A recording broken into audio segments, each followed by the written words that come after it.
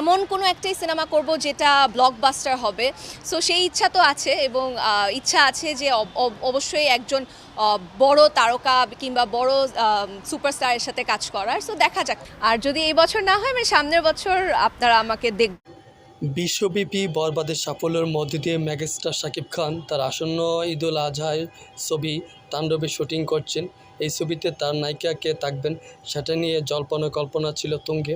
Social মিডিয়াতে কদিন পর পর এক একজনের নাম শোনা যাচ্ছিল। অবশেষে নিশ্চিত হয়ে গেল ছোট পর্দার জনপ্রিয় অভিনেত্রী সাবিলা নূরি হচ্ছেন তাণ্ডবে শাকিব খানের নায়িকা।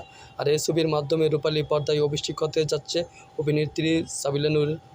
তাণ্ডব ছবিতে শাকিব খানের নায়িকা হতে পেরে সাবিলা নূরের অনেক দিনের স্বপ্ন পূরণ হলো।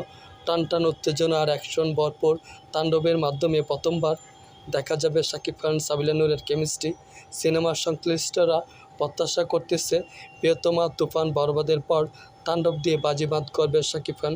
তাণ্ডবে সাবিলা নূরের নায়িকা হওয়ার বিষয়টি প্রকাশে এসেছে শুটিং চলাকালীন সোমবার 28 এপ্রিল দুপুরে লিক হওয়া কয়েক সেকেন্ডের ভিডিও ফুটেজে।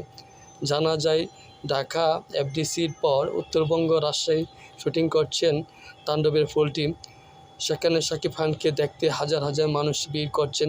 এদিকে গোপন সূত্রে বলছে শাকিব খান সাবিলা নূর ছাড়াও এতে আরও অভিনয় করেছেন জয়া আহসান, আফরান নিশো, নাইম সহ আরও অনেকেই। কুরবানি ঈদে যে সিনেমা হলে শাকিব খানের তাণ্ডব সিনেমা হলে তাণ্ডব চালাবে তার বলা অপেক্ষা রাখে না।